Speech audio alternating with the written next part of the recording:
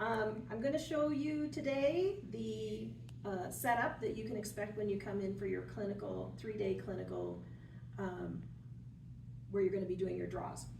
This is a phlebotomy station with a phlebotomy chair. Our chairs do not recline, but they do have the arm in the front to help support, and you can put your equipment here, but it also can help support the patient if they faint. If you come in closer, I'm going to show you some of the equipment. The general equipment, we have our blood drawing supplies here, we have our tubes here, and we have our huge sharps container here. They do come in many different sizes. This is probably the biggest sharps container you'll ever see. And our trash can. We also have our disinfectant wipes because we're going to clean our station between each draw. So now let me go ahead and tell you about the equipment for the draws. Initially, when you start your draw, you're going to need your tourniquet and your BZK antiseptic towelette. The BZK does come in the kits, and we will have BZK here for the clinical days. The tourniquets, these are also the same as what's in the evidence kit, and they open up like this, and I highly recommend that you stretch it to get rid of some of the curl, because they will curl. These are one-time use only for tourniquets, and as you remember, you can only leave it on for 1 minute unless you're actively drawing blood. So you will use your tourniquet first, find your vein, identify which zone it is in, zone 1, 2, or 3, and then you will clean the skin with the BZK antiseptic. While this is drying on the skin, you will then start gathering your other equipment. For a regular double-ended multi-sample needle with a tube holder, which is the ETS draw, you'll need the double-ended multi-sample needle, the tube holder, and your tubes, which may be 2 grays, or it might be a gold and 2 grays, or a lavender and 2 grays, but there will always be 2 grays. The needle itself has an actual needle on this end and a needle on this end. This is the end that the needle will go into the arm. This is the end this needle goes into the tube holder. This is the safety for the needle. When the safety is facing up, the bevel of the needle is also facing up.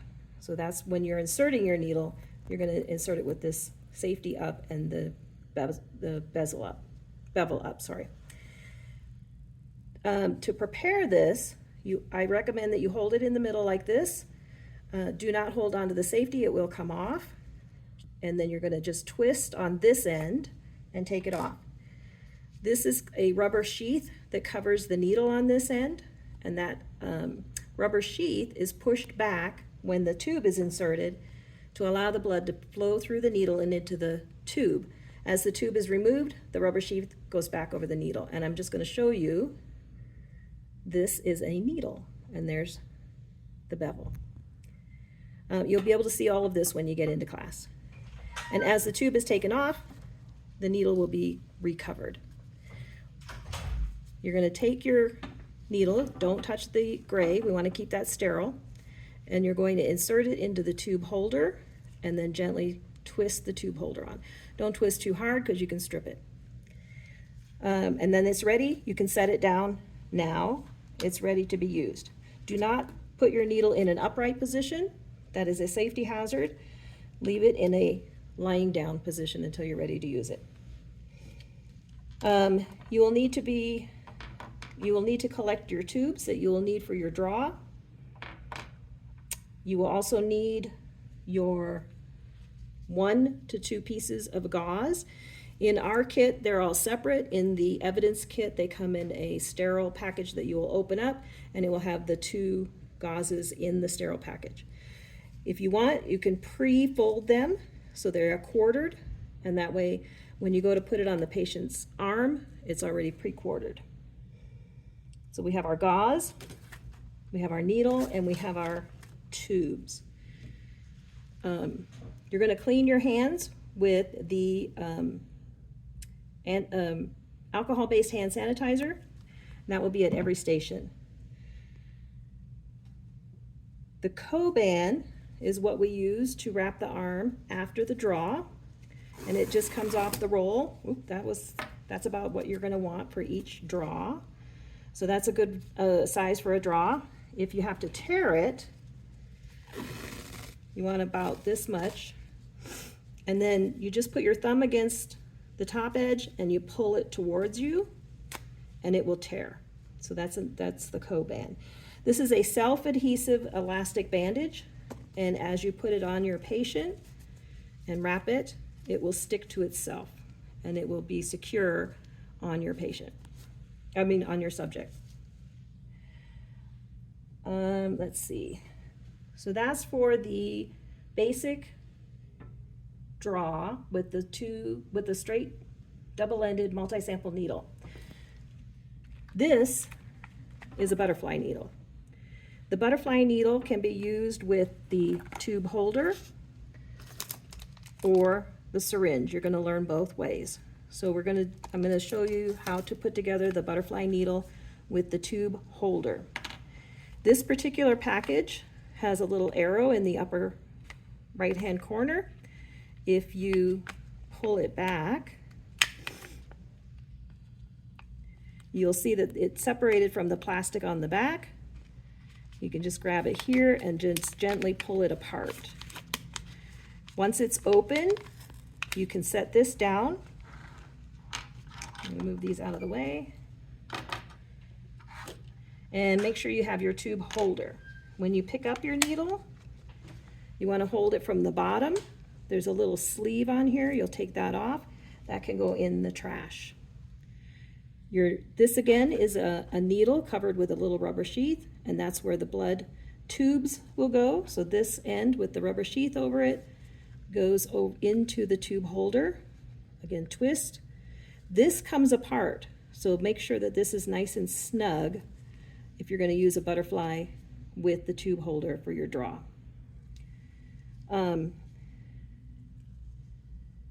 So that's how you put together the equipment for a butterfly ETS draw, butterfly with a tube holder.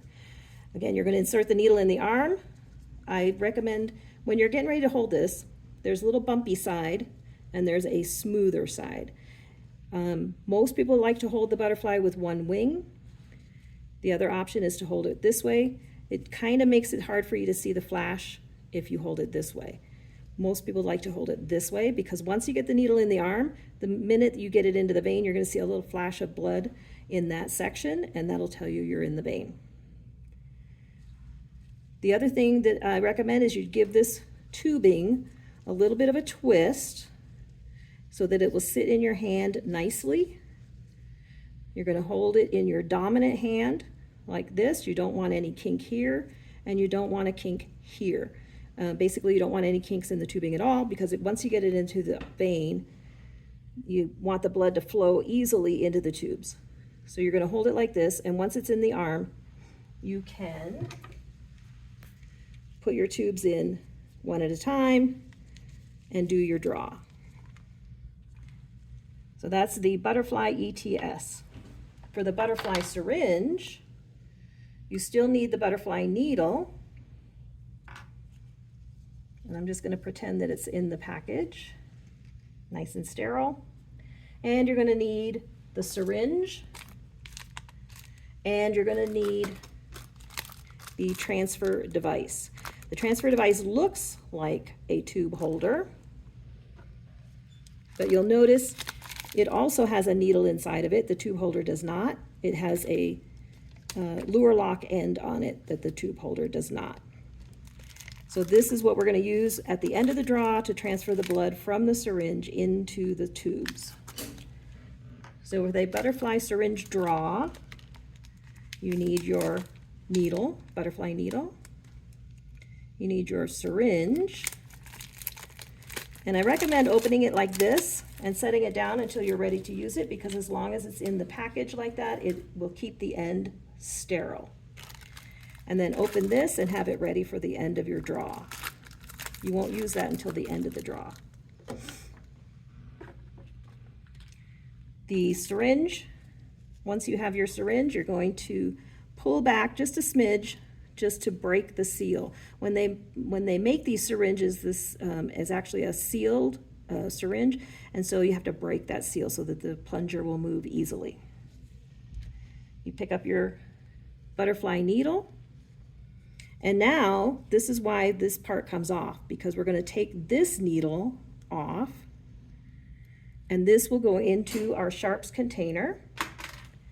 If it goes in the trash, that's a safety violation. Now we have the lure lock ends that will fit each other. So the syringe just goes right on here.